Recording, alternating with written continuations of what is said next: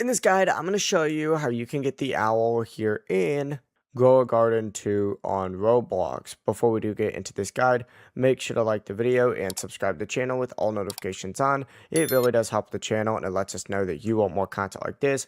We'd greatly appreciate it. And if at any point throughout this guide you did have any questions, just ask them down in the comment section below and we could help you out further. I'm going to be doing my best to reply to every single comment down there. Now to get this owl, what you need to do is actually run around the map, and what you're looking for is these different pet spawns. So my garden's over there, you just gotta then run around and you're gonna see all these different pet spawns. You essentially just need to go ahead and find the owl in here and then purchase it. I believe it costs about 20k, maybe it's 25k, I can't remember the exact number. But just go through and that's really all you need to focus on. Just try and get that owl. It does take a little bit of luck, but the owl is pretty good because you can use it to go ahead and see when like better pets do spawn in.